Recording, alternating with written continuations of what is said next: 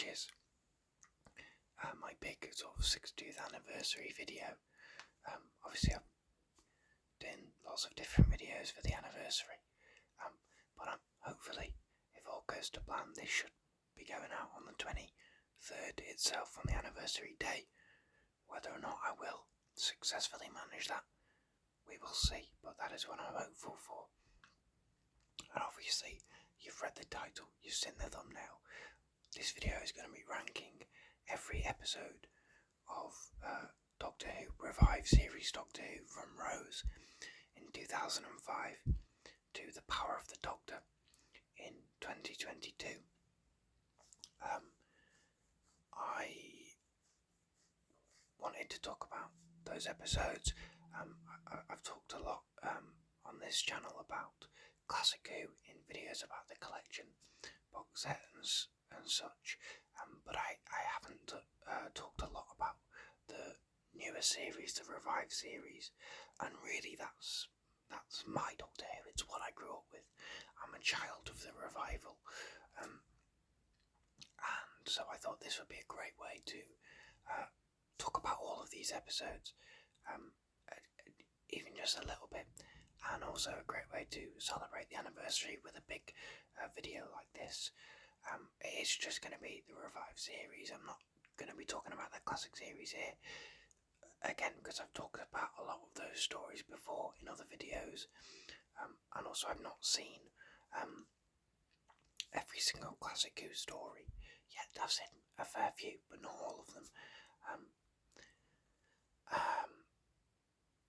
And yeah, I thought it would be fun to rank these episodes. There's 175 from, as I say, from Rose to Power of the Doctor, 175 episodes, but I didn't want to just go from 175 to number 1. So the format for this video, I have very shamelessly stolen. I've nicked it from a Council for Geeks video from a couple of years ago, I think, where they basically ranked every episode similarly to this, and basically went from the midpoint, and then an episode above, and then an episode below, and above and below, and so on and so forth. So that's the format I'm going to go with. I think it works. It means that you're not talking just totally negatively and then totally positively either end of the video. It sort of mixes it up. So that's what I've gone with. That's what I'm going to do. 175 episodes.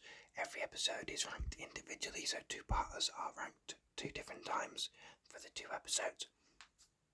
And the way I've done this, I used a preference revealer just on Google, put all the episodes in there, and then, it puts 2 against each other and you pick which one you prefer.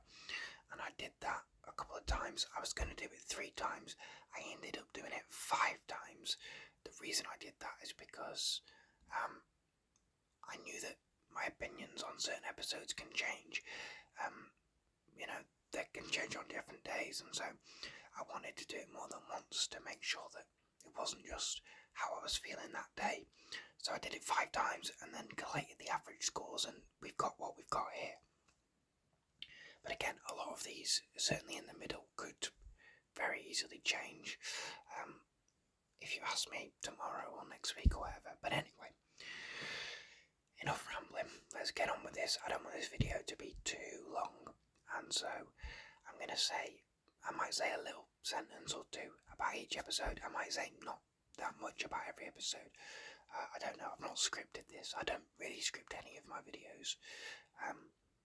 Perhaps I should have done. We'll find out. Anyway, so we're going to start off right slap bang in the middle at number 88 with the Halloween Apocalypse. I've referenced once or twice here that I'm more of a fan of Jodie's era than some people, and I really enjoy Flux, and I really like the Halloween Apocalypse. I found this October that I really had a nostalgia for it. I love Carvanista. I really like John Bishop in this episode. I think it's a great introduction for him. It's just fun vibes. It's not amazing, but it's pretty good. Then we go to number 89 which is Partners in Crime. A solid, fun opening story, but just nothing particularly special. I enjoy it, but I rarely feel the urge to revisit it. Number 87, The Christmas Invasion. I think I enjoy this one a lot less than a lot of people. I think it's good, but it's certainly not my favourite opening story for a Doctor, and it's not my favourite Christmas special either, but it's pretty decent. Number 90, Revolution of the Daleks. Pretty good.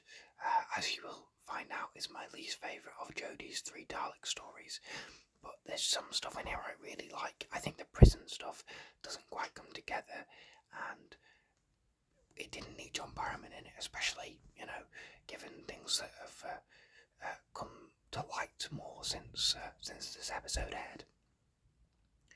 Number 86, The Unquiet Dead. This one kind of gets forgotten about a little bit in discussions about Series 1, but it's really fun.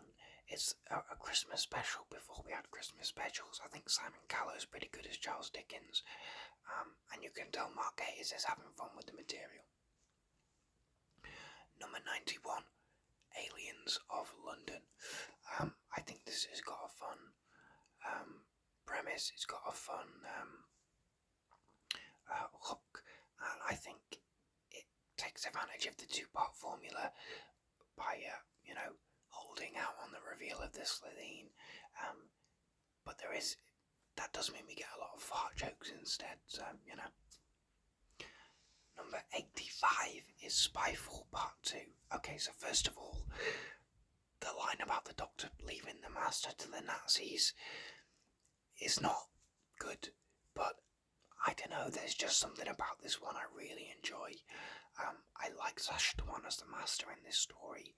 I think Jodie's really great. She's always good when you take her away from her companions, and then this episode proves it. And although their companions don't get much to do, I still really enjoy them. And,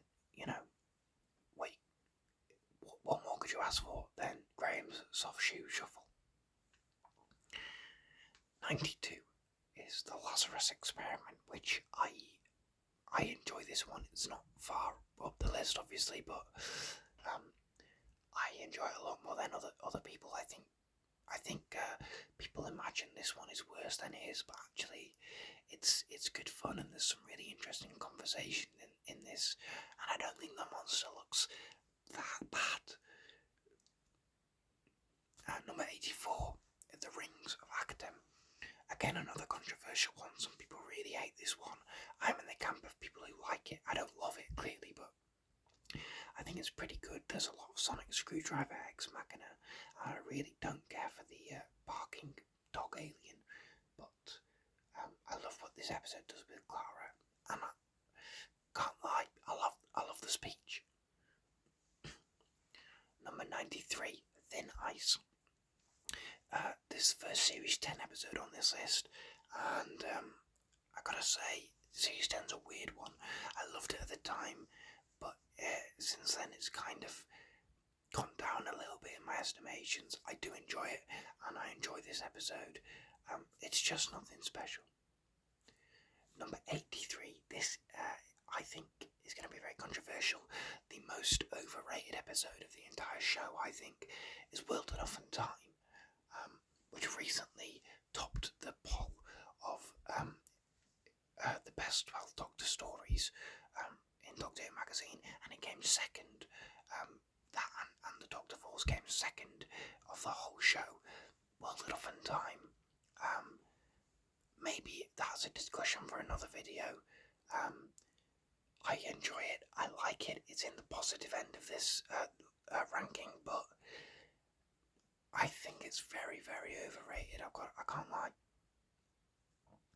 Number 94, The Husbands of River Song.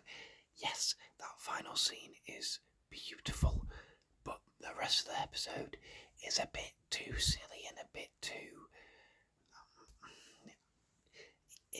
I think it pushes the realms of River not realising he's a doctor a bit too far, but hey, at the end it's fantastic, so maybe it's all worth it. Number 82, Army of Ghosts. it's a good fun setup. I don't have much to say about this, but it's good fun. I think Tennant's really fun in this one. I think Torchwood is interesting, and it's got an absolutely killer cliffhanger. It's fantastic. Number 95, The Sontaran Stratagem. In my head, I really like this story in this two-parter, but in actuality, it hasn't done all that well in this ranking. I just think it's kind of forgettable, and there's other Sontaran stories that I prefer, one of which might be further down, further up in this list. You'll find out where it comes later. Number 81, Smile. I remember when I first heard that they were going to do an episode with emoji robots, and I despaired, especially, given it's written by Frank Guttrell Boyce. His other episode is not my favourite, we'll get to it later, but I think this went about as well as this premise could have done. I think it's really fun, and I love Bill in it. Number 96, World War III, is good fun, and the Slovenia are fun design. There's really great moments, but it loses some of the intrigue of part 1, and, typing the word buffalo into your keyboard and hacking a missile is probably a bit too far, really. Number 80, The Pilot. I like it less than I used to, but I definitely still like it. A great introductory story for Bill, a great introduction to Series 10. Capaldi's great in the lecture scenes. It's just good fun. Number 97, Robot Sherwood. I remember, even at the time, thinking it felt more like a David Tennant era script, but it's good fun. I like, what's his name? I've forgotten it. The guy who plays Robin Hood. I think he's good fun, and Capaldi makes the humour work, but it's just not incredible. Number 79, Rise of the Cybermen. I've always liked this Cyberman story, and I think that the way it adapts the Cybermen and the idea of technology, and the way we use it for the more modern age of 2006, I think is really great, and it's only aged better in the years since. It's very prescient. Is that the word? It really gets right, predicts the way we interact with technology very, quite scarily. Number 98, Daleks in Manhattan. I remember a couple of years ago, this one was very, people really thought that this was very, very bad. I think opinion on it has softened over the years, and I've always liked it. I love its portrayal of, I don't love Hooverville, but I think it portrays it very well, and it's the Daleks in a fun setting. I don't care for the bit where Martha interrupts the dance. Just go backstage. Number 78, The Time of Angels. Yeah, pretty good. I think it ups the stakes with the angels from Blink in a really interesting way. It's very atmospheric, and given that this was the first thing Matt Smith and Karen Gillan filmed, they slip into their roles incredibly well. Number 99, The Hungry Earth, a fun Silurian story. I don't have too much else to say about that. It's fun. I like that it's in a small village setting. It's not too big. It's very small scale, and I appreciate that. That's about as much as I have to say. 77, Nikola Tesla's Night of Terror. This is basically, as high as it is, pretty much purely based on the performance of, his name is Goran Vishnik, isn't it? I believe, who is fantastic as Nikola Tesla. The Jodie era historicals are all pretty good generally, and this is no exception. But I don't love Angela Mendris as Skithra Queen, and especially in that finale, the colour, it's far too dark. Just put a light on. Number 100, The End of Time Part 2. I might be a little bit too harsh on this one, based on Part 1, but it's just not my favourite story. I don't care for the Vinbocci. I think the Master Race stuff is silly, and Timothy Dalton's great, but the Time Lords just kind of feel a bit superfluous. And while I like the farewell tour at the end, it is a bit indulgent. Number 76, Day of the Moon, I think is creepy in a good way. I think the Silence really proved themselves here. I think it's got a great resolution. A pretty good wrap up to a series opener, but also part 2 of a 2-parter. It closes the story really well, but it still leaves the threads for the rest of the series in a really satisfying way. 101, Knock Knock. I like it. It's fun. It's creepy. The bugs are not the most threatening villain, but it's a creepy house story. I like it. 75, The Ghost Monument. I know I'm definitely more fond of this than a lot of people. A lot of Jodie's stuff, if it's higher than you would consider it, for me, it's just based on vibes a lot. Like, there's just vibes to this episode that I really love. I think it's shot really well. And the moment at the end with the TARDIS is it really works for me. Number 102, The Vanquishers. Again, another Jodie era story. I think I'm a much more fond of than a lot of people. It doesn't quite come together. There's a lot of elements of flux. Not a lot of elements, but there's some elements of flux that don't quite come together. But I do have a lot of fun with The Vanquishers. I enjoyed it a lot more when I watched it again more recently. 74, Journey's End is nowhere near as good as the first part, but it's still pretty fun seeing all these characters together, and Davros is fun. It's just a good time, but it's not my favourite finale. But it is in the positive end of this ranking, so take from that what you will. 103, Evolution of the Daleks.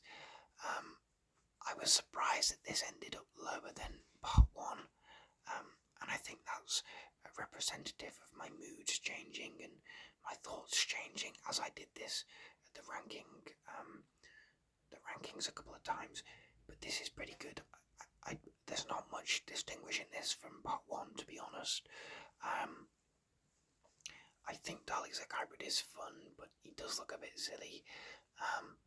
And there's the sort of world building and the history aspect of it is lost a bit in this part, which is probably why it's ended up a little bit lower. 73, The Big Bang. It's a fun finale. I think it's a fairly clever finale. I still really love the associating the TARDIS with the wedding thing of something old, something new, something borrowed, something blue.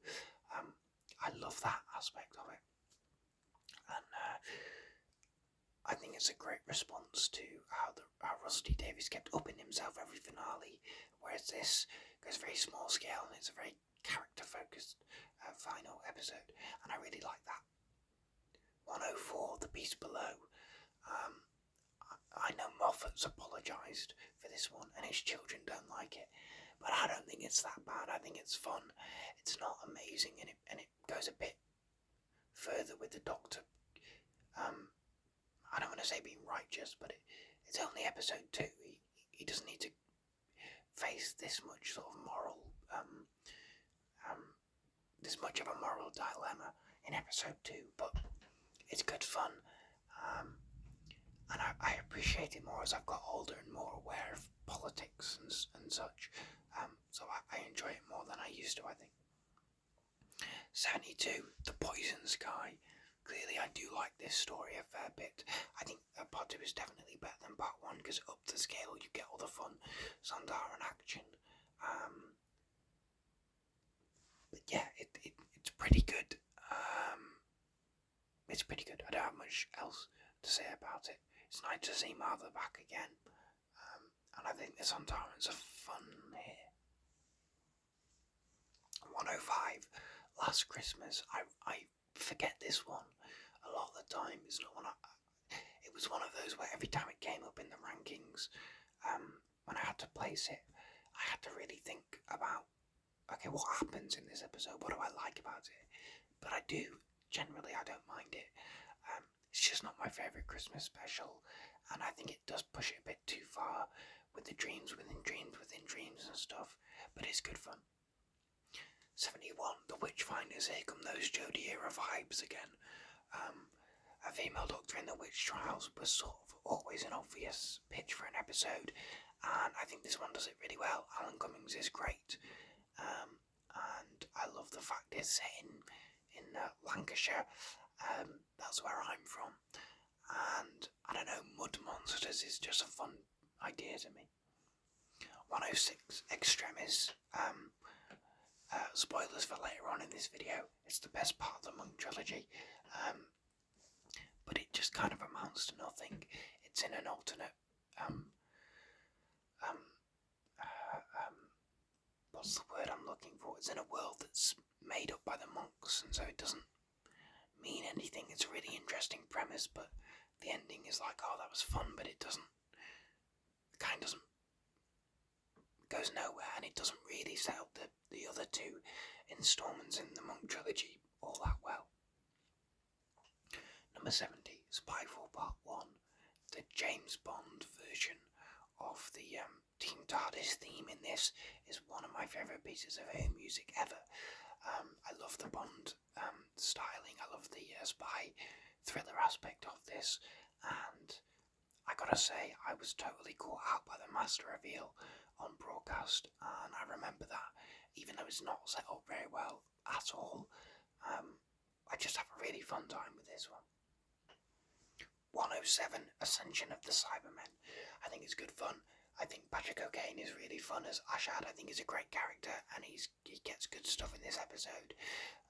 But I think the Brendan stuff, while it's interesting, is kind of totally superfluous, and it's implied that, well, they say that the Doctor is seeing these events throughout the story, but there's no implication of that within this episode, and so it just doesn't quite work.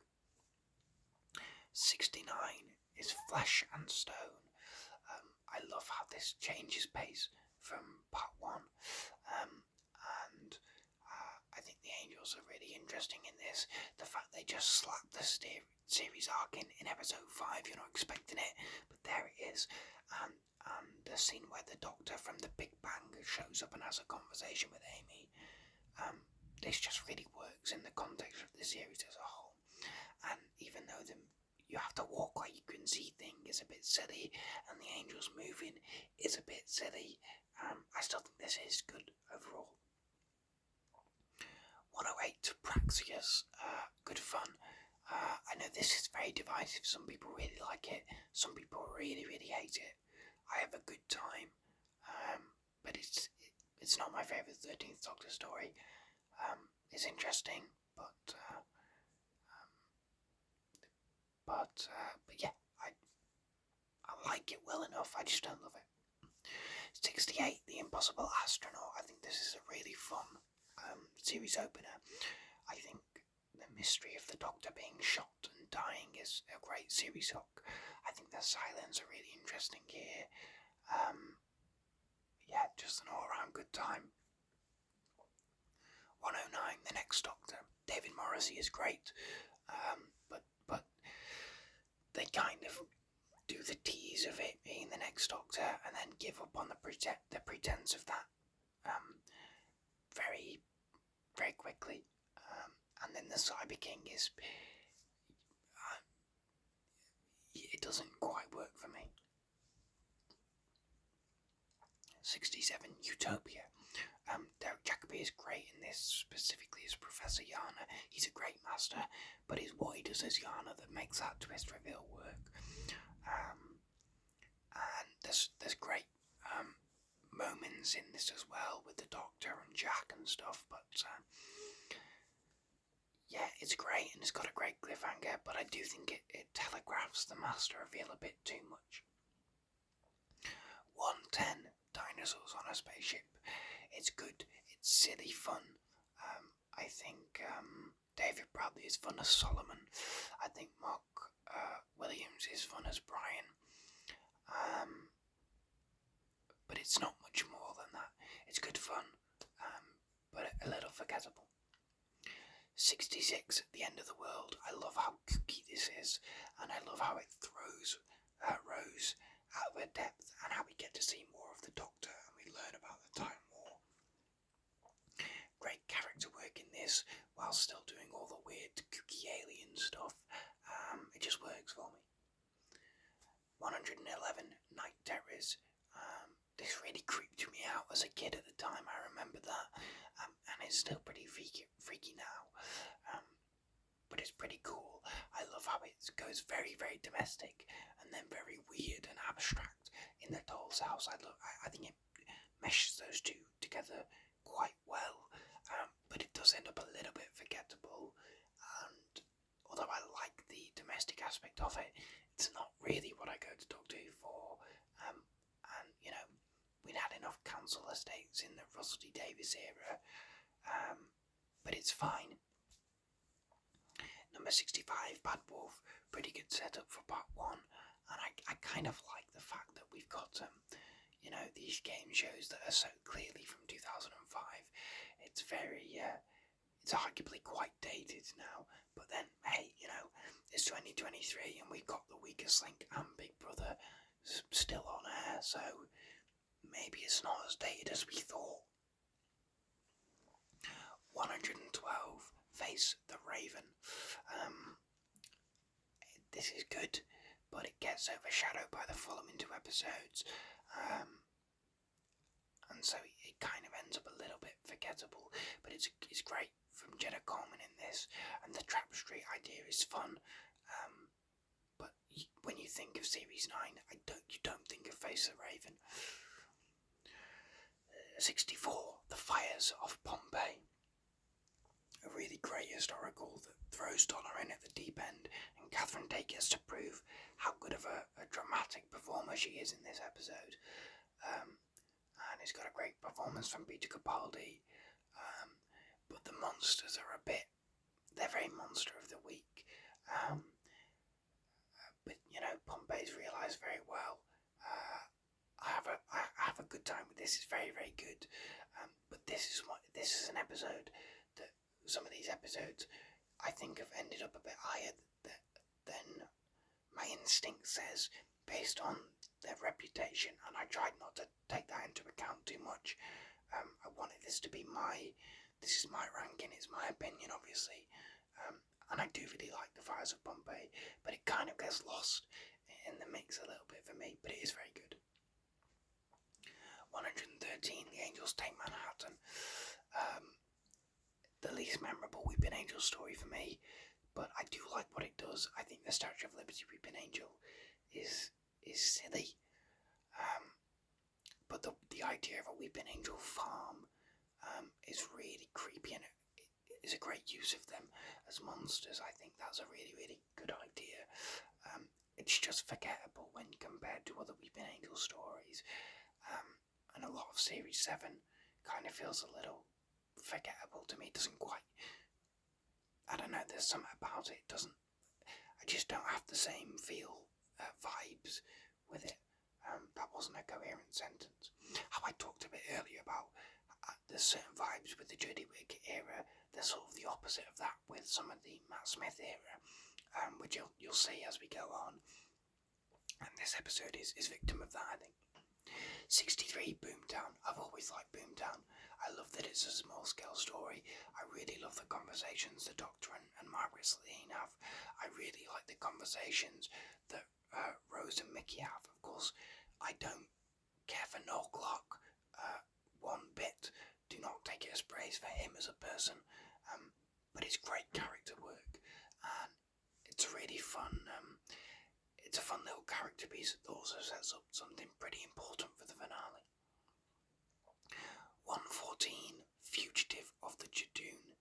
I would love to put this higher because I absolutely adore everything to do with the Judoon in this story.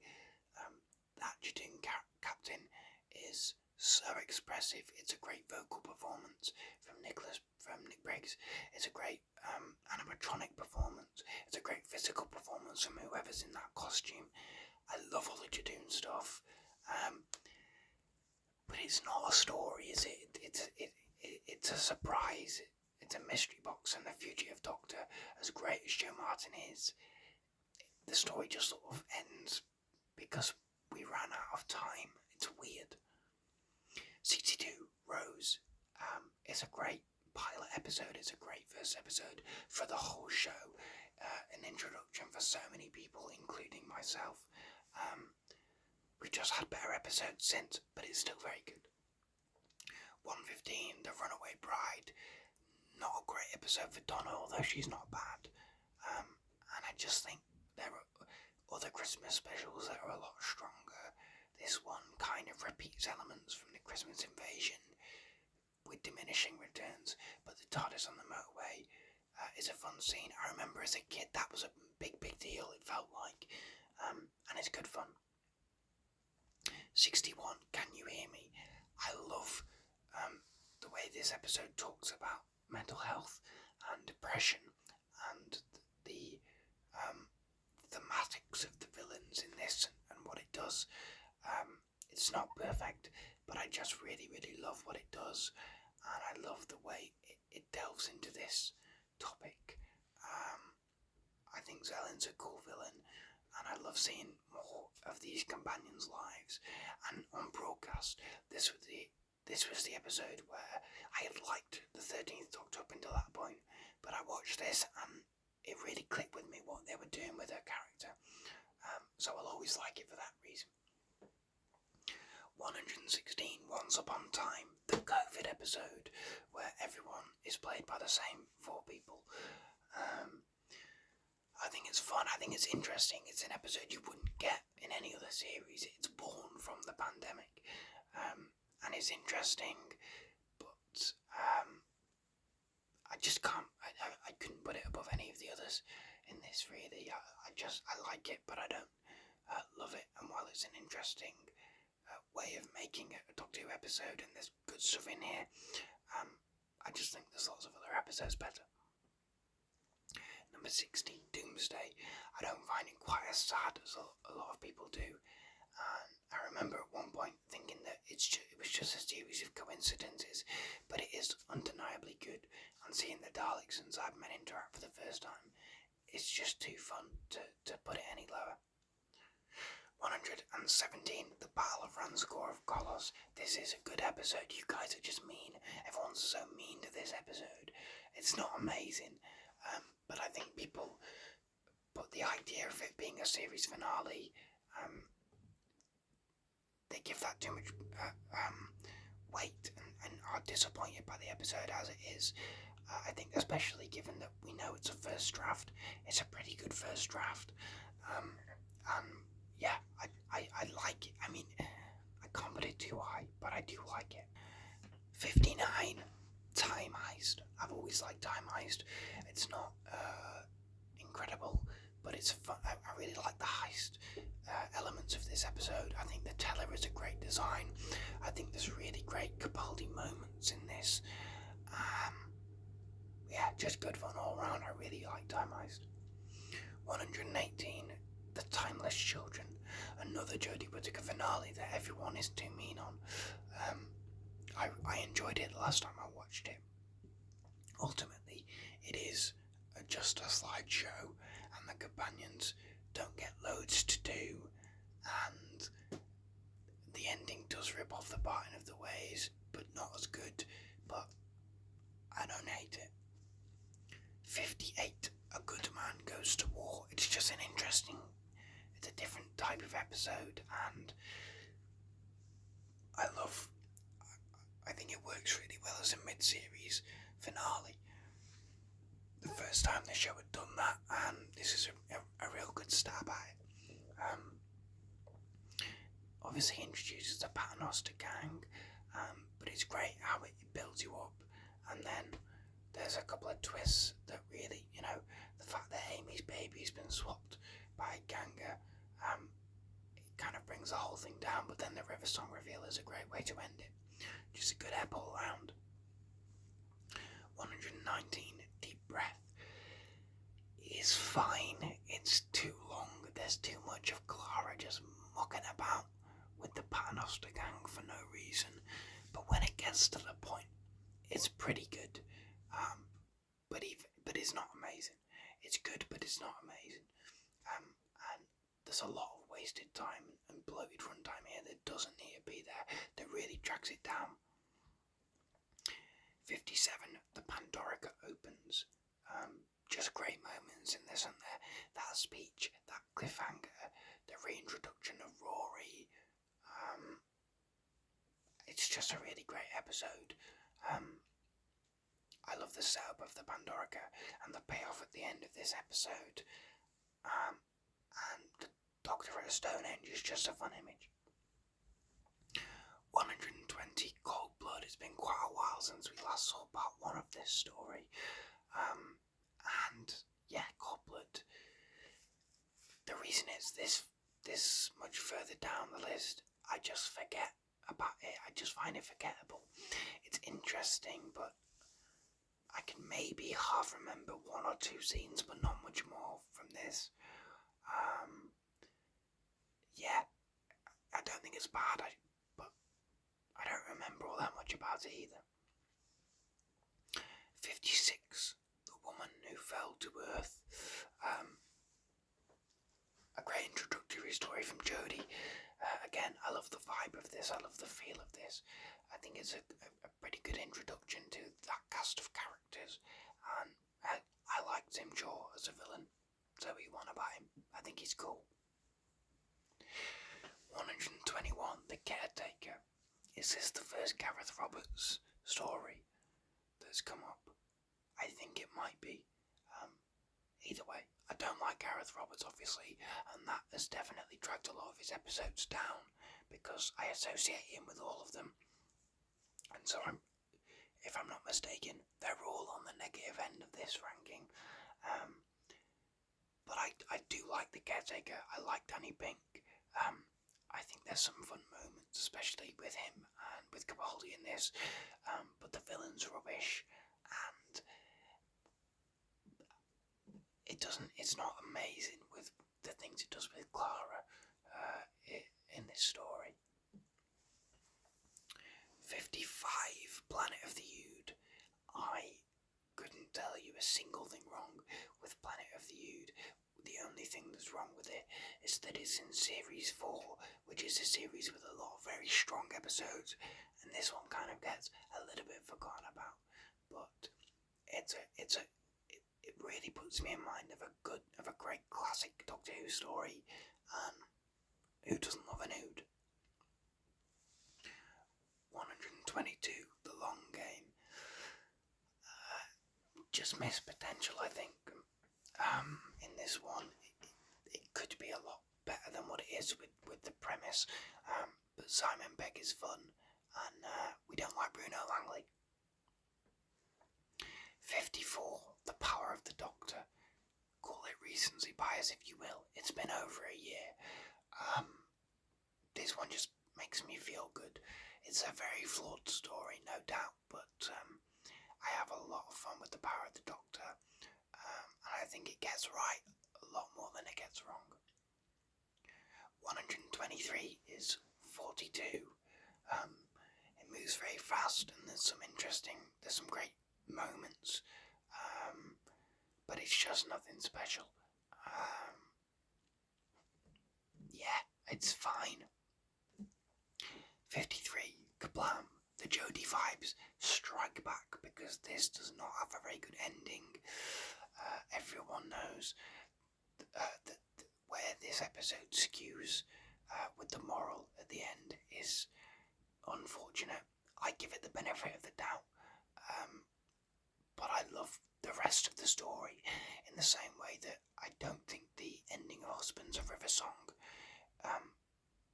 means that story deserves to be really high.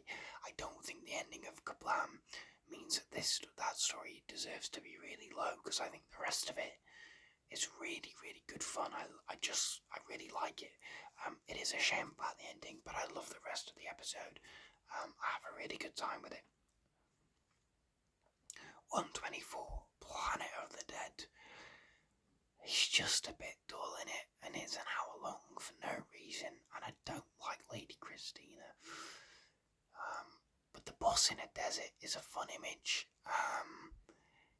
but what a waste of Daniel Kaluuya, man. Number 52, The Age of Steel.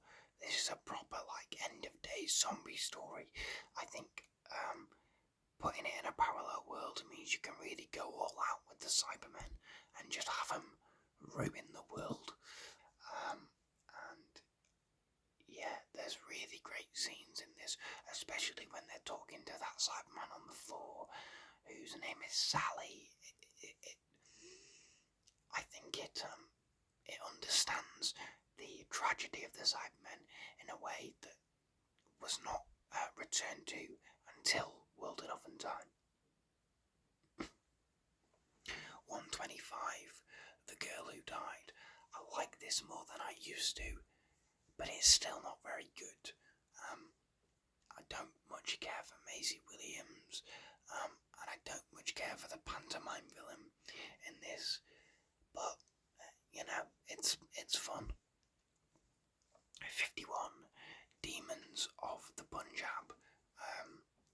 Yeah, this is a fantastic historical, could even be a pure historical,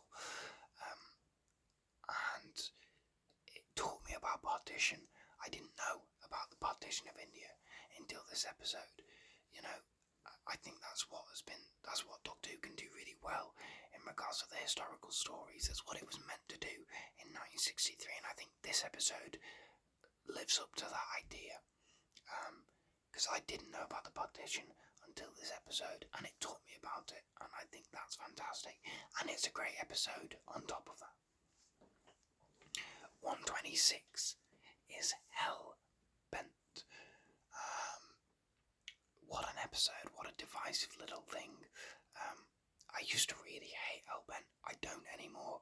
I get what it's going for. But I still don't love it though. Number 50, Listen. I've gone back and forth on this story over the years, but currently I stand on the positive side clearly. I love the fact that the monster is kind of just paranoia, and the Doctor's own sort of fears of nothing. It's just a really interesting, different, almost experimental episode, and it suits Capaldi perfectly, I think. It's exactly what Series 8 is going for, and I think that's his greatest success.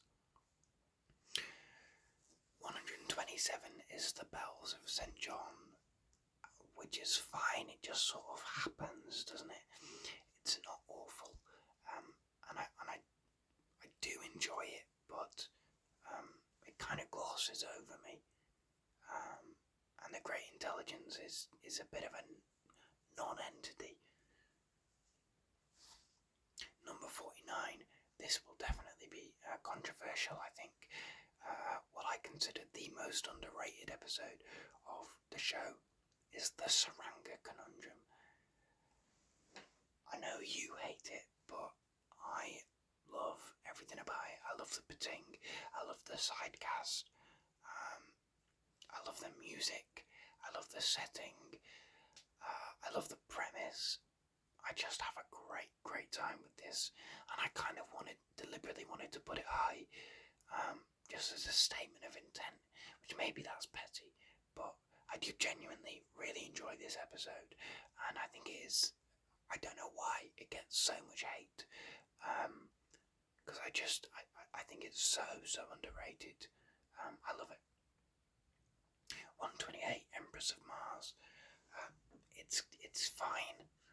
I remember enjoying it more the first time I watched it, but it's okay. It's just not incredible. Number 48, possibly another controversial one, Love and Monsters. I think time has been kind to this episode overall,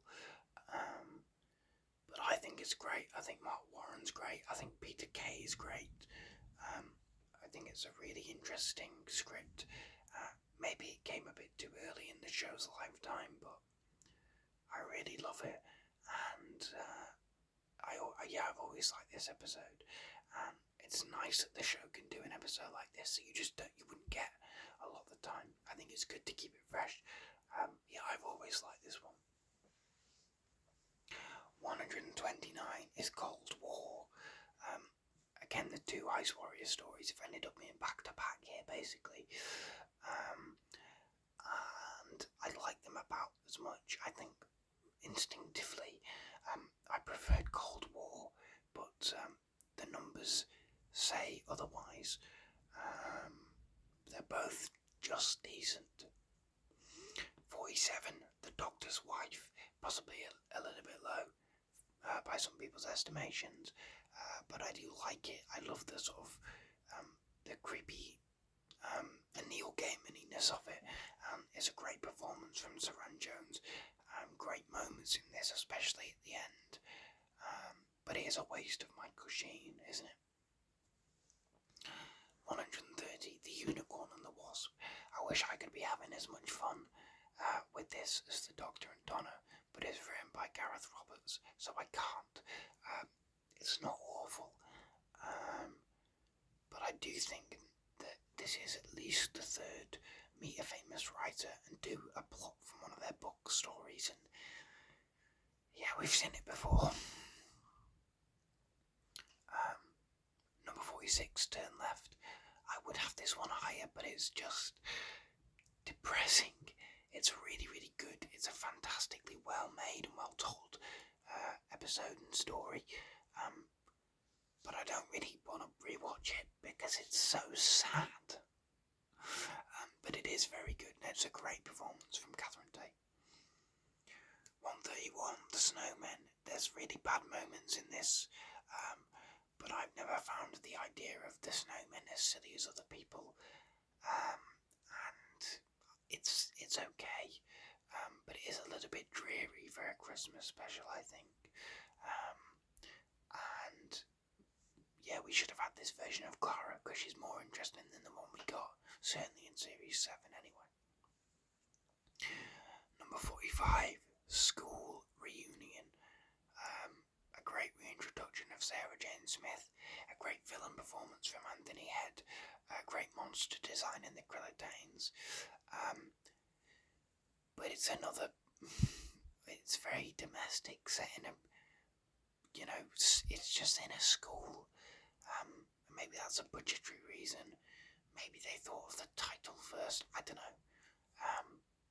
It's pretty good. It is very good. But yeah, cool backdoor pilot for the Sarah Jane Avengers. I enjoy it. 132, The Rebel Flesh. This two-parter is an interesting one, and I don't hate it, but there's something about it doesn't quite work, does it? But it's an interesting concept, and that's what I get from this episode. Number 44, Rosa. Again, another fantastic historical with a fantastic lead performance from Vinette Robinson. The first time this era, the Jodie Whittaker, Christian Hill era, walked, head first into historical issues and social issues, and took it on with very little subtlety, and I love it for it, because you wouldn't get this kind of story in any other era of the show, and I think that's good. 133, The Time of the Doctor. Really great moments in this, like the Doctor when he's older saying goodbye to Handles, or when he's really old at the end pulling a crack with Clara, are juxtaposed by terrible moments of the Doctor being naked, and being naked in front of Clara's family, and Weeping Angel showing up for no reason, and the Doctor being bold for no reason, and stuff like that. It's just a story of two halves, and ultimately it doesn't quite come together. Number 43, The Return of Dr. Mysterio. Another very, very underrated one for me.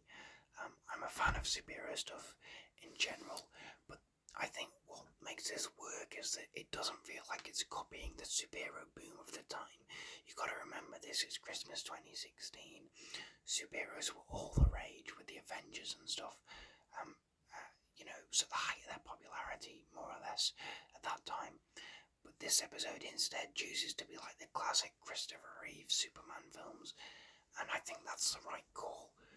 I love the Ghost as a character, and I think the only thing that would have improved it is if you'd just gone ahead and used the Slitheen, because the villain plan it's a Slitheen plan, right? 134, The Almost People. Again, another one where my instinct says that I prefer this to part 1, but the numbers say otherwise. Two Doctors are very, very fun, but I don't know, I always find myself wanting to be a defender of this story, but it's just not giving me enough, really. Number 42, Oxygen. A great Jamie Matheson script with consequences for the Doctor and an interesting new take on a classic idea of zombies, and a really fun resolution. Just a great story. 135, Closing Time. It's a shame about all the gay jokes, but I don't hate what this does with the Cybermen, and I don't hate James Corden. It's just like, do I need to see the Doctor mulling about in a shopping centre? Not really. Number 41, Gridlock. A classic idea of taking something very mundane and turning it into a Doctor Who story with a traffic jam. And I love Ardal O'Hanlon as Brannigan in this, and there's great moments of solidarity.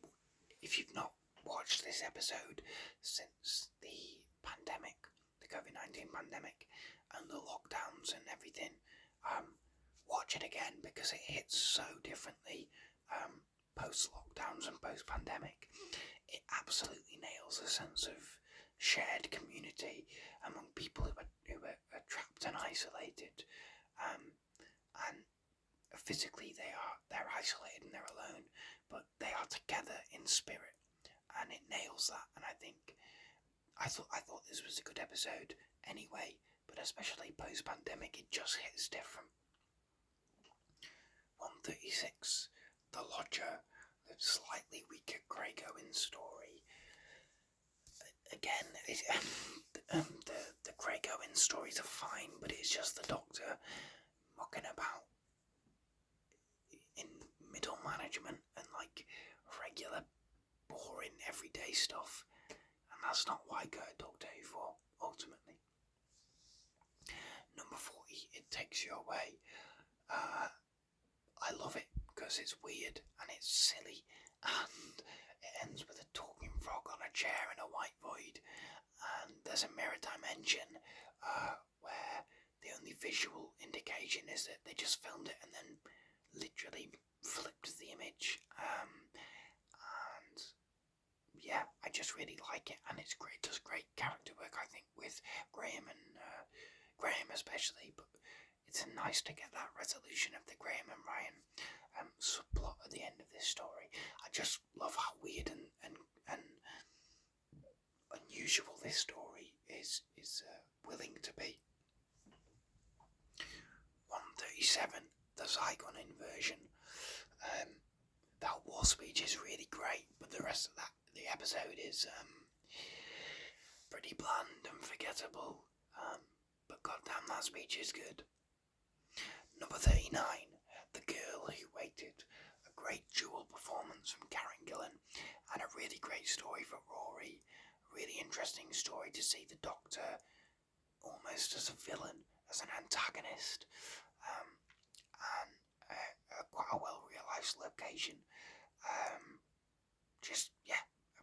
Very, very good.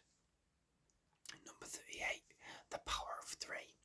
I really like what this episode does for a lot of it, but that ending is pants. And I know there's behind the scenes reason for why, and a certain actor being uncooperative, shall we say. but it does ultimately result in a big letdown in the ending of this, and that is a shame because I think it's pretty good. It's not great, the rest of it, but it is quite good, but doesn't end well. So here it is. Number 38, Eve of the Daleks. The fact that this was written in like a weekend is incredible to me because I just really love it. I love the Daleks in this. I love taking the Daleks and just throwing them into a situation and seeing how they handle it. And yeah, I love Jodie and Mandip in this. I love Aisling Bea in this. It's a shame about the guy who is a weird kind of a stalker, almost. But the good outweighs the bad, definitely, for me in this story. I just love what it does with the Daleks. 139 is Hyde. It's interesting, but I always forget what happens in this. It just, again, it breezes by and there's interesting moments, but it just doesn't stick in the memory. And I think this episode is one that definitely suffers from Series 7 not really knowing what to do with Clara, and her just being a different kind of character in every episode. I think this episode suffers from it. Not the worst, but I would struggle to tell you 5 things about it. Number 37, A Town Called Mercy. Another story I've always liked. I love the Western setting. I love the way it challenges the 11th Doctor. I love the design of the gunslinger. I love the music in this, and yeah, I think it's possibly lesser than the sum of its parts, but I like all the sum of its parts enough to put it this high in the ranking.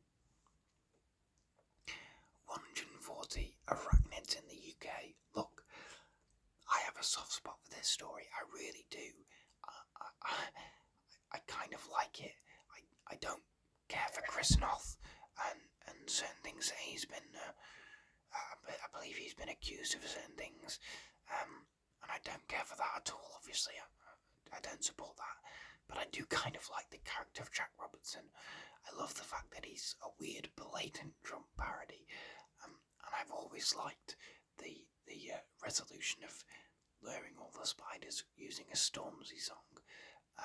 But I can't in good conscience give this a good score, can I? Because it leaves about 50 plot threads left hanging, and gets the message of a humane death just totally wrong at the end. Like, it's just wrong. But I do have a soft spot for it, but it's not good. Number 36, Village of the Angels. A pretty great Weeping Angels story, and this was such a joy on transmission because the Weeping Angels are an iconic Doctor Who monster now, but they'd only had 3 stories before this, and really only one of them had been a Stone Cold classic, and so it was interesting to see what they were going to do with them, and it was great to get another really good Weeping Angels story. I just think it utilises them really well. It's got great atmosphere and it manages to utilise all we know about them but add new things, but it doesn't overcomplicate them too much, and it's got an absolute kicker of a cliffhanger. 141, Last of the Time Lords. There is good stuff in here, but it does kind of fall apart in the end, with a big reset button and the Doctor being resurrected with the power of, not resurrected, but he gets rejuvenated into being a CGI little goblin man, handsome David Tennant, with the power of prayer. It's just a bit silly in it. There's good stuff here, but it doesn't come together. Number 35, The God Complex. The idea of a Minotaur's maze, being something that you wouldn't necessarily immediately recognise as a Minotaur's maze, and it being this creepy hotel is really fun. I think that Rita is the best companion we never had, and there's a great finality to the story of Amy and Rory. Of course, it's not their final episode, but it really understands this TARDIS trio and does some great character work with them. It's a shame about David Walliams. 142, The Idiot's Lantern. Interesting moments, kind of interesting idea. A shame about the ending, where the Doctor and Rose encourage a young boy to go and try and maintain a relationship with his abusive father. No, that's bad actually. Number 34, The Girl in the Fireplace. I know Sophia Myles is a bit cringe these days, but it's undeniable how good this is. It's creepy, it's romantic, it's funny, it plays with time in a really interesting way. I just think it speaks for itself, and it's a great story. 143, Into the Dalek. I don't know. It's okay, but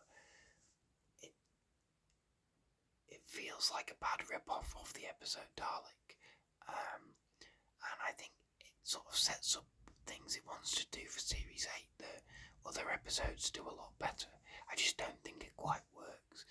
And when I think of Dalek stories, this one is one of the last that comes to mind. I find it very, very forgettable in that regard. Number 33, Flatline.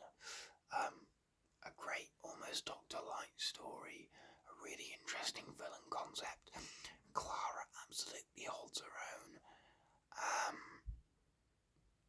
Just a really great script and great performances and pretty good visual effects. 144 is The Wedding of River Song. I didn't hate it last time I watched it, but it's not amazing, and for a series finale it kind of doesn't stick the landing. Interesting ideas, but it just, you'll have noticed that when we started off, even the ones that were going down I was still somewhat positive about. Now I'm just kind of like, they just don't really work. They don't quite land. They're not awful, but we've not got to the ones I think are like bad, but this, it just doesn't work for me. Number 32, Voyage of the Damned. What a cool, fun disaster movie, Christmas special. I think Kylie Minogue is great. I think the way it introduces its cast of characters and then very brutally kills them all. Not brutally, but this episode has teeth, and I think it's very interesting that it lets the arsehole character survive. I just think it's really, really, it's great, and it's bombastic in exactly the right ways. 145, Dark Water. I like the idea of 3W and the idea of feeling consciousness after death, but I'm not sure I like it in children's show Doctor Who, you know what I mean? And it's the Missy reveal doesn't land. It's definitely the weakest Master reveal in the revival, certainly.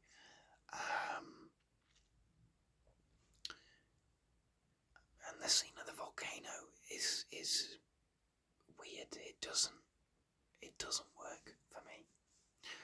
Number 31, Tooth and Claw. It may be a pretty bog standard runaround, but it's a pretty good bog standard runaround. I think Russell wrote this in a weekend, and again, like Eve of the Daleks, I think that's incredible that it was turned around that quickly, and it's so good. And I think the design for the werewolf, the visual effects, really hold up, and it's a great design, I think, as well. 146, Death in Heaven, another back-to-back parts here. The last one was Dark Wars. Here we've got Death in Heaven, which I do think is the weakest of the two, but the story as a whole, my thoughts are the same as Dark Water, basically. It's too dark for Doctor Who, it's too grim, it's too morbid.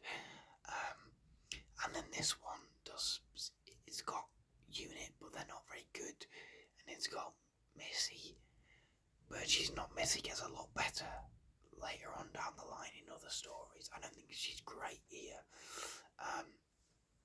And you've got Cyber Danny and Cyber Brigadier, and a really good ending for Clara, but it isn't her ending, and yeah, it doesn't work for me. Number 30, The Haunting of Villa Diodati. This works for me. Ashad is a great individual character, and this is easily his best episode. It's creepy, it's gothic, but it's really interesting. It's great performance from Jodie, great historical characters. It just does everything right. I've not listened to the Big Finish version of this story. 147, The Zygon Invasion. This one is my thoughts are more or less the same as part 1, except this doesn't have the speech at the end, so it's just a bit dull. Number 29, Silence in the Library. Great setting, great introduction to River Song, great introduction to the monster. There's just other episodes I like more. 148, Kill the Moon.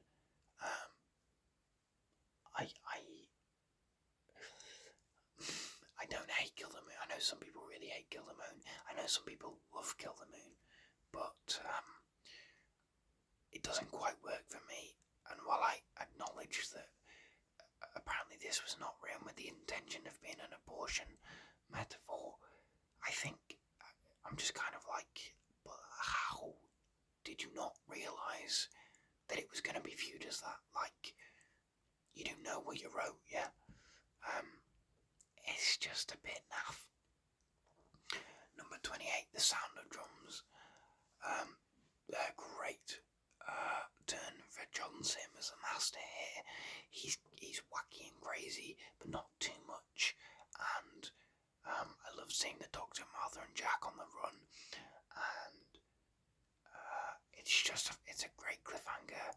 Really good setup for a part 1 of a finale.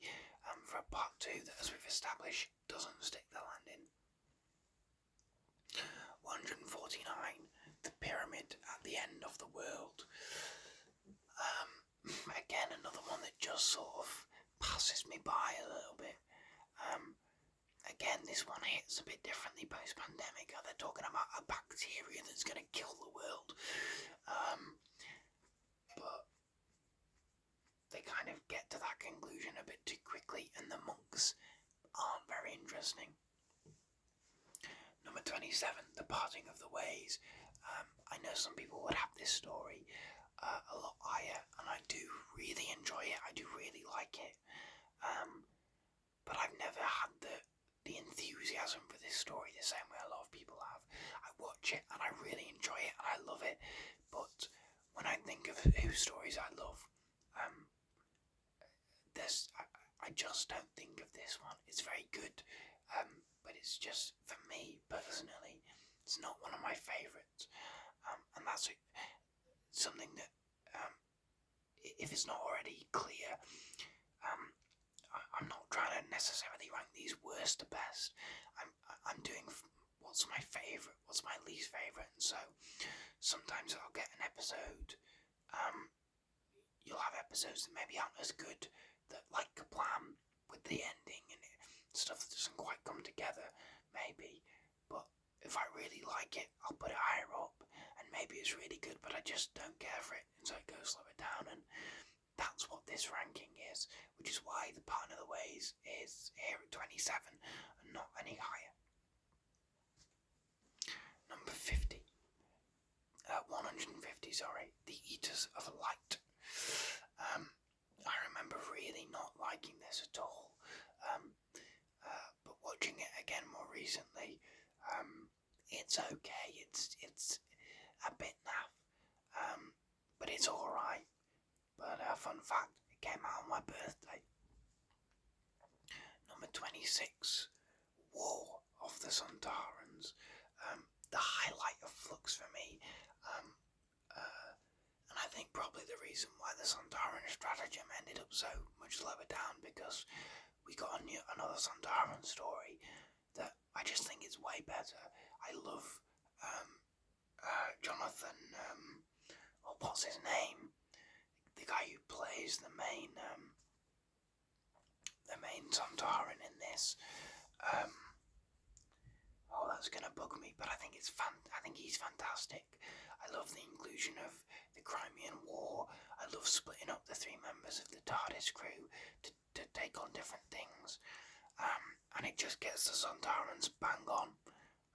It really gets them right, and I think that's it just works for me. 151 is Let's Kill Hitler. Another one that I don't dislike as much as I used to, but I still don't think it quite works. And it's a weird story to reintroduce the series for the second half of the series, but it's okay. Number 25, Forest of the Dead. Really interesting ideas, creepy monsters, great ending. Yeah, I don't have anything bad to say about these stories now, but we're just getting to now at the top end of the list especially. It's like picking between, it's just a case of personal preference now. You know, basically the top 25 are all great stories, but it's just, what do you prefer, you know? 152, New Earth. This is a very nostalgic story visually for me, but it's just not very good. I don't know why you would make the new Doctor's first proper story a body swapping story, but it's not very good, is it? It's not very good. Number 24, Under the Lake. This and another one we're going to get to is classic Base Under Siege. It really works. I think the visual design of the ghost is fantastic. I love the underwater setting. I love Capaldi in this. I love the supporting cast. Just a great story. A great setup for a two-parter as well. 153, The Crimson Horror. It's a really interesting idea, but the execution doesn't quite work for me. And this also includes a bit where the Doctor basically sexually assaults a lesbian, which is not very good. Number 23, Before the Flood. Again, another back-to-back two-parter. This one lands a little bit above the last one because of the introduction of the bootstrap paradox idea, but I love it. I love the story as a whole, and so I'm kind of glad that both parts are next to each other. Although we've not covered all of Series 9 yet, this for me instinctively is my favourite story of Series 9, although the numbers might say otherwise. 154, The Witch's Familiar. This story is one that I used to, again, another one I used to dislike more than I do now. I've mellowed on a lot of stories, as you might be able to tell. You know, you give them a bit of time, you come back to them, and you know what you don't like, so you look for what you do. And this has really good moments with Davros, but lots of other moments that don't really work for me at all. So I don't dislike as much as I used to, but I still don't think it's very good. Number 22, The Doctor Falls. Way better than part 1. Although part 1's not bad, but I think this is way better. Interesting multi-master stuff, interesting Cyberman stuff, interesting Doctor stuff. I can kind of see why it did so well in the Doctor Who magazine polls. 155, Sleep No More. A bit like the Ganga two-parter, I really want to go to bat for Sleep No More and defend it, but you watch it and you go, yeah, I can kind of understand why it has the reputation it does. It just doesn't quite come together, even with Reece Shearsmith as the villain. I love Reece Shearsmith, but even he can't make this a success, unfortunately. Number 21, Mummy on the Orient Express. For me, the crowning jewel of Series 8. I love the Foretold, I love the setting, I love Frank Skinner, I love the visual of the clock timer in the corner of the screen. Yeah, I just have a great time with this episode. And I think it's definitely Capaldi's highlight as a performer as the Doctor in Series 8. 156, The Lie of the Land. An interesting premise, but it doesn't, it just kind of doesn't add up, and Missy's in there for, she's just sort of there because Missy is the series arc, and the ending is a bit rubbish, and then everyone forgets it all at the end, so what's the point? Number 20, The Impossible Planet. So it's this and the Under the Lake story that I think are textbook based under Siege. And yeah, I think it's a fantastic setting, a fantastic idea. It introduces the U's that I love. It's got a great supporting cast. It's just and a really interesting cliffhanger. It's really good. 157, The Vampires of Venice. Last time I watched this, I was surprised by how much I didn't care for it. I remember it being a lot better, but it's gone down in my estimations. It's okay, but I don't know. I remember it being better. Number 19, The Empty Child. The Empty Child gave me nightmares as a kid. It doesn't anymore, but this is still a fantastic episode. It's really creepy, it's really interesting. A great introduction for Captain Jack, and a really well realised setting in Blitz London. 158, The Name of the Doctor. I don't know what happens in this story. I've watched it a number of times. I don't know what happens. It is maybe the most forgettable story in the whole show for me. So it's never going to land highly because I just barely remember a thing about it. Number 18, Father's Day. This is a real statement of the difference between the 2005 show and the classic show from 63 to 89, because you wouldn't get an episode like this in the old show, but it's fantastic. Sean Dingwall is incredible as Pete in this, and yeah, it's just a really fun, cool Twilight Zone premise and concept, really strong. 159 is The Doctor, the Widow and the Wardrobe. Again, another episode with a really bad reputation that I don't quite think it deserves, but I also don't think it's very good. Claire Skinner's pretty good fun, but yeah, it's a bit naff, and it wastes Bill Bailey. Number 17 is, I believe, the highest Jodie Whittaker story here, which is a shame that none of hers got any higher, but it's Resolution, which I think might be my favourite Dalek story of the revived show. Not the best, I don't think it's the best, but I do think it's my favourite. I love the Recon Scout. I love Charlotte Ritchie in this. I love Jodie scenes with the Dalek. I love the stuff with Ryan and his dad. I have a great time with Resolution. I liked it at the time, and every single time I watched it, I just enjoy it even more. 160 is The Magician's Apprentice. Again, like The Witch is familiar. I used to dislike it more than I do. I like it more now. But it just wastes your time, I think. And it's weird and a bit obtuse. And if this was your first story, I don't think you'd watch more of the show. And I don't think I would blame you, to be honest. Number 16, Blink is a classic. The Weeping Angels are instantly iconic. It's a great performance from Carey Mulligan. It deserves the reputation it has. It's just fantastic. 161, Victory of the Daleks. The stuff with the Iron Side is really great, but everything else is kind of naff.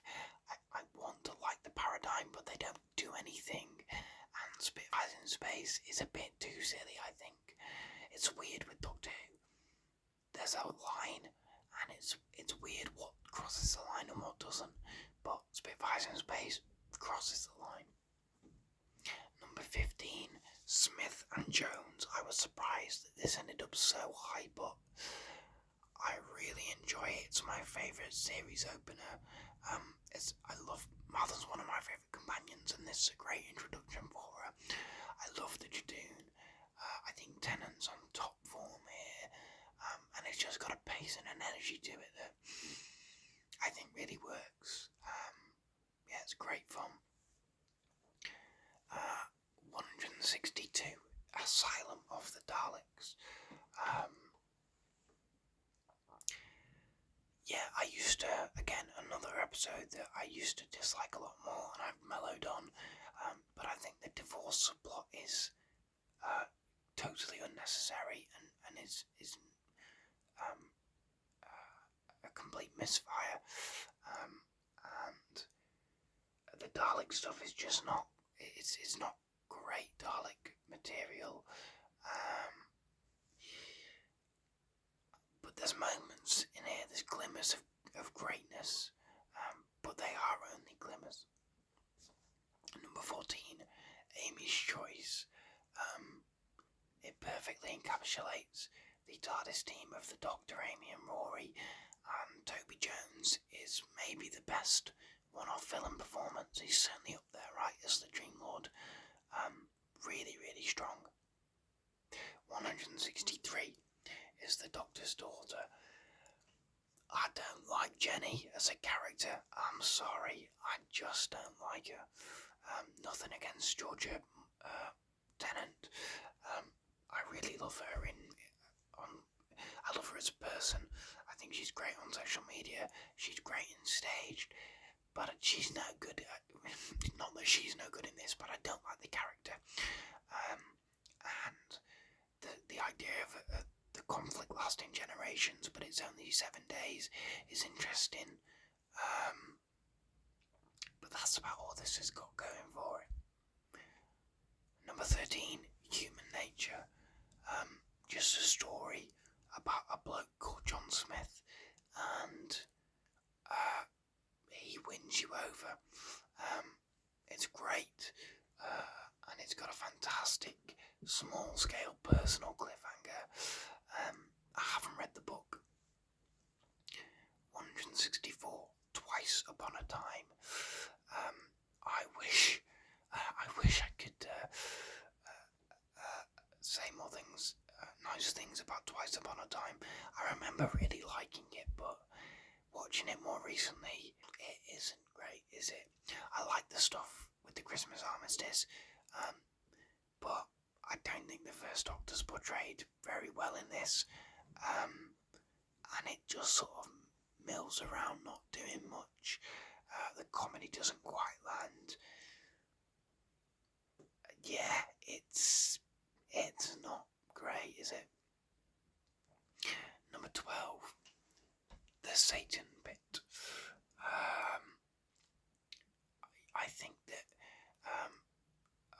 definitely prefer the stuff with Rose and the crew up in the base, being chased by the Ood and stuff, to the stuff with the Doctor in the cave, in the pit. But that stuff is still really good as well. And yeah, there's a frantic energy to this, and the Beast is a fantastic villain. Great Gabriel Wolf is a terrifying vocal performance.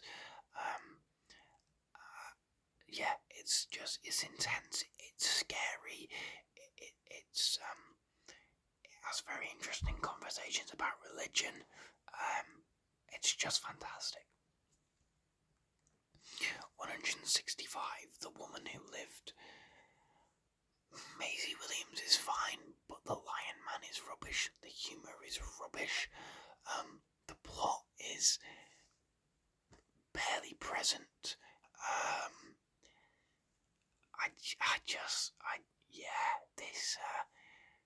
This episode does not do much for me at all, and I like it more than I used to, so that was saying something. Number 11, just missing out on the top 10, is Dalek, which I think probably still is the best Dalek story of the revived series. Robert Sherman nailed it out the gate. It's a fantastic episode for Christopher Eccleston. It's just really, really great. I will say I was a little bit underwhelmed by the novelisation, but the episode itself is still fantastic. Then we move into the bottom 10 with 166, Fear. There's a lot of pressure on the child actor in this to carry it, and obviously they don't.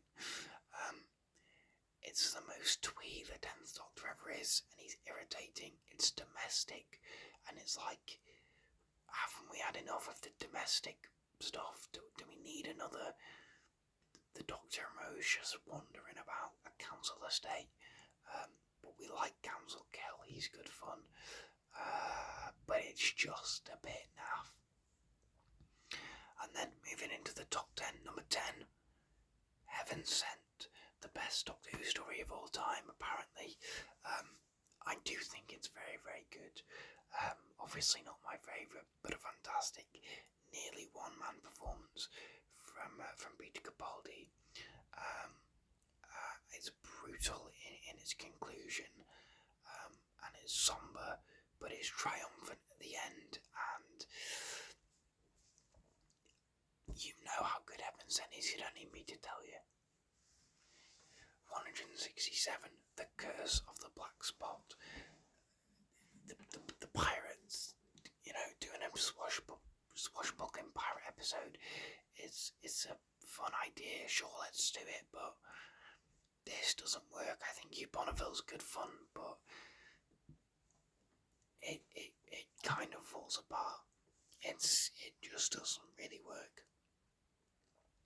Number 19, Midnight, which is, for me, still the scariest episode of the show, and it's scary because the monster, Doctor Who doesn't scare me anymore as I've got older, because I'm not scared of monsters, I'm not scared of the dark, I'm not scared of the horrors of the nursery that Doctor Who deals in, but I am scared of people, and I'm scared of people's paranoia, and I'm scared of people turning on each other, and that's exactly what Midnight does.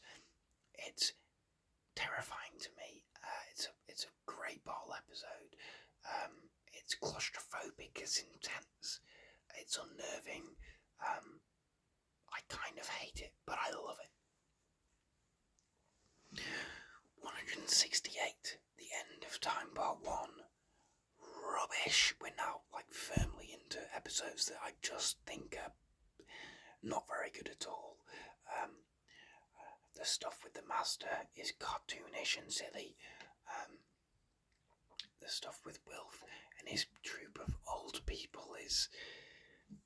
I just don't see the point in it. The weird, incestuous billionaire bloke is... I just don't get it. And it doesn't follow on from Wars of Mars very well. There's interesting moments in here, but it's not very good, and I think it drags part 2 down by association, at least for me. Number 8, Vincent and the Doctor. Again, another fantastic episode about mental health and depression. Again, a lot of these episodes at the top are ones that are very popular anyway. You don't need me to tell you why Vincent and the Doctor is good, because it just is. It is a fantastic, fantastic story, and one of the best guest performances in the show, I think, from Tony Curran. 169 is the Shakespeare Code. I cannot think of a single episode that has aged worse than the Shakespeare Code. Lines that are just like very clearly transphobic, and the Doctor shrugs off Martha's worried about racism, and it doesn't deal with it, and it's a weird interpretation of Shakespeare, sorry. And yeah, it's just not aged very well at all, and also it doesn't make sense in that the Carrionites need Shakespeare to open their portal because he's such a great wordsmith, but then they hypnotise him and they start writing it anyway, so why does it need to be Shakespeare? It just doesn't work. It's such a shame that I have a lot of weird nostalgia for this episode, because it's no good. Number 7, A Christmas Carol. Best Christmas special for me, hands down. A fantastic performance from Michael Gambon, rest in peace. A great performance from Catherine Jenkins, of all people. And I love the way it takes the way it doesn't try and get away with the fact it's ripping off the Dickens story. It owns it, and it gives it a Doctor Who twist, and it works, and it still looks beautiful, and the song is beautiful. I have maybe not so much the last few years, but for a number of years I watched this one basically every Christmas because I just love it. 170, Survivors of the Flux. I think it's a waste of time. I think the stuff with the Doctor in Division is sort of interesting, but not really. I think all the stuff with Yazdan and Jericho is basically a massive waste of time, and all the unit stuff is interesting, but again, you've got 6 episodes to tell this story, and why are we in episode 5 adding in a load of unnecessary things that don't amount to all that much anyway? It's just a misfire, and I think it hurts the conclusion of Flux. I like the Vanquishers, but I think the whole story could have been a lot tighter were it not for weird things that this episode introduces for no reason. I just don't think it's very good. Number 6, The Waters of Mars. Yeah, everyone remembers the ending and the Time Lord victorious and all that stuff, but the rest of this episode is fantastic as well. A great performance from David Tennant. I think Lindsay Duncan is fantastic as Adelaide Brooke. The Flood are really genuinely creepy. Yeah, I love it. 171, Nightmare in Silver. More like Nightmare in general. The Cybermen design is not good, and it looks like plastic, and the story is rubbish, and Matt Smith is overacting. I think he's been directed to overact as the Cyber Planner, and again, Clara's just whatever the plot needs it to be, and the world building isn't very good. It's got supposedly this like fairground amusement park world planet, but it doesn't feel that way, and the kids are irritating, and it makes the Cybermen too powerful of a threat. It has to blow the planet up to defeat them. Goff, I think it's a resounding failure. Number 5, The Doctor Dances is a triumph. Yeah, it's scary because it's got the empty child, but it's also really funny, and so the ending where everybody lives is so triumphant and so heartwarming and so powerful. Yeah, I think this is fantastic and the highlight of Series 1 without a doubt. 172, or from 55. The first 5 to 10 minutes of this I actually think are really funny and quirky and interesting, and then it goes off the rails and takes itself away from the interesting location to a quarry, and it takes along far too many characters. Surely you have some people go out, but some people stay at the spa and I don't know. I just think there's a better draft of this episode in my head, to be honest. I think it's a mess, and then it tries to do a climate change message at the end, but that's not what the episode is about, and it doesn't work. There's definitely behind the scenes stuff about this that we're going to learn about in years to come. Number 4, The Family of Blood. The way it tears down John Smith as a character because his life isn't real. The way the Family of Blood are as villains in full force, the way Martha has to step up and be the hero. Yes, I just think it's fantastic. The whole story I think is fantastic. Again, I've not read the novel that it's based on, but I think it's fantastic. It's one of Tennant's best performances as well. It's really, really, really, really great. 173, Journey to the Centre of the TARDIS. What a cool title for such a rubbish episode with, I think, and no disrespect to them, but I think some of the worst guest performers in the entire show. One of them especially, I'm not going to say which one, but you can probably guess, is dreadful. He can't act. He just can't. And it ends all with a big reset button. So what was the point? And it doesn't explore enough of the TARDIS. It just sort of fails on basically every level. Number 3, The Stolen Earth. I don't know how they managed it, how they pulled off this episode on a BBC budget, in the time frame they did. The Daleks at the height of their powers. Everyone from the last 5 years of the show is back in some capacity, and they're all working together, and it's really smart in how it takes the Doctor out of the action, so that all the companions and the people from the different spin-offs can come together, and it's just a great culmination of that era, and what a cliffhanger as well. I remember at the time how massive that was. It's just, this is as high as it is because it's so impressive to me that they made it. 174 is Legend of the Sea Devils.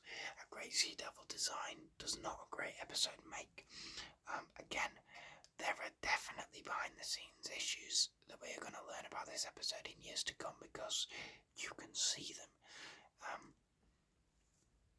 It's edited terribly. The story, it feels like it's got massive chunks of it missing.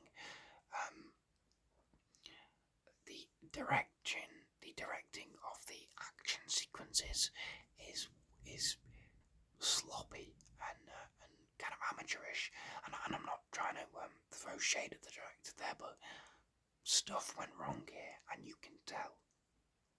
And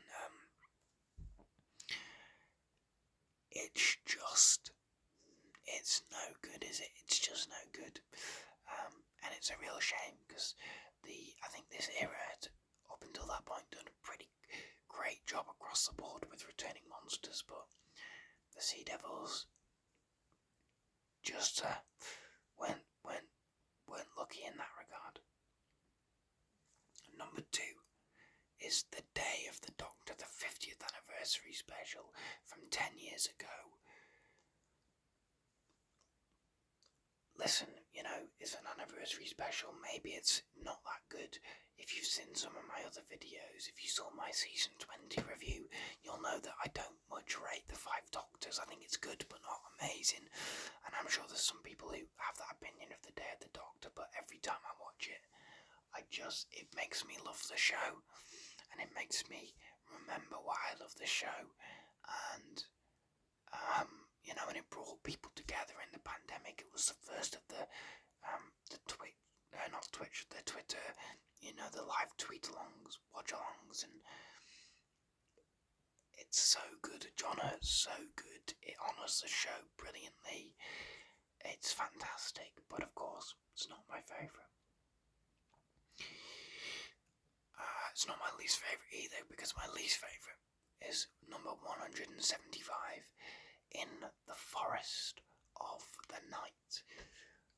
You know how earlier I mentioned about there's a line with Doctor Who, and it's weird what crosses the line and what doesn't.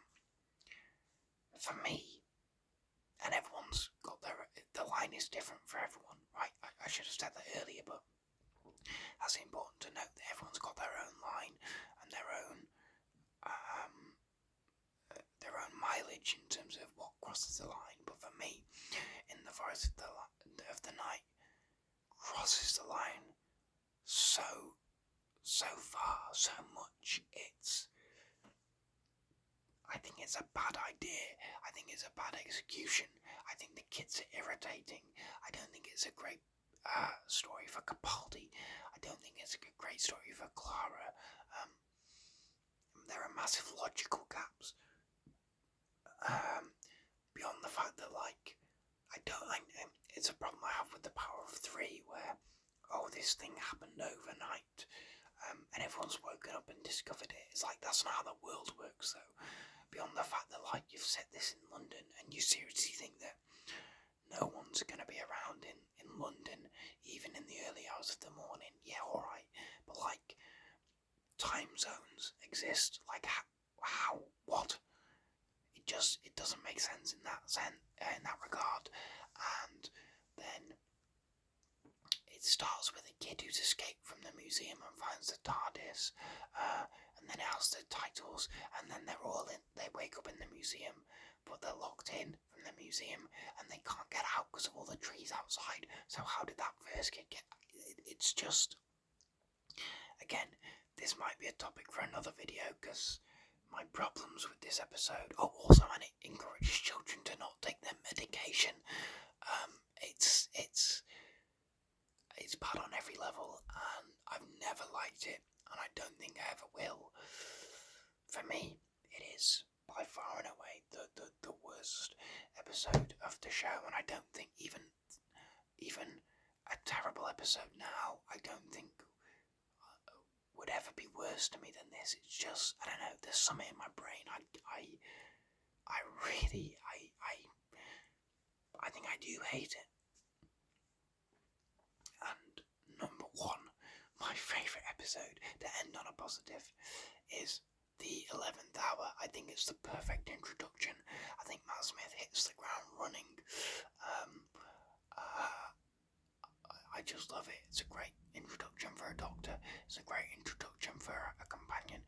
It's a great introduction for the series in terms of the setup for the arc. It's a great introduction to the idea set up for the whole of the 11th Doctor's run, and setups of the tone of the era. And this just works for me in every way. I love it. It didn't, as I said, I did this ranking 5 times, and it didn't always come top, but it did the majority of the time, so it is my number 1. I really, really enjoy it. Definitely my favourite post-regeneration story for a Doctor. And that includes Classic Who. I haven't seen Spearhead from Space. I know everyone says that's really great, but I get the feeling that even if I had, this would still be my number 1. I love it. Yeah, I absolutely adore it. So, there we are. That is my ranking. Let me know what you thought. How wrong did I get it? What are some of your you can put your full ranking in the comments, or maybe just your, I don't know, top 5, bottom 5, or 10, or whatever. And yeah, and happy anniversary, happy 60 years to Doctor Who. Hopefully this will go out on the 23rd. Perhaps it won't. I'm not always great with deadlines, but yeah, thank you very much for watching. This took a long time to make, but yeah, I feel really. I'm glad I was able to talk a little bit about all these episodes, give you an idea of what I like in Doctor Who episodes, what I don't like, and my thoughts and stuff. And yeah, stay tuned to the channel. I'm going to be covering the 60th anniversary specials, reaction, the thought videos when they air, continuing the Big Finish main range series, and some other videos here and there and stuff as well. But aside from that, thank you very much for watching and listening. Please do like, subscribe, comment, all those YouTubey things, you know how it works. And thank you very much for watching, and I will see you next time. Goodbye.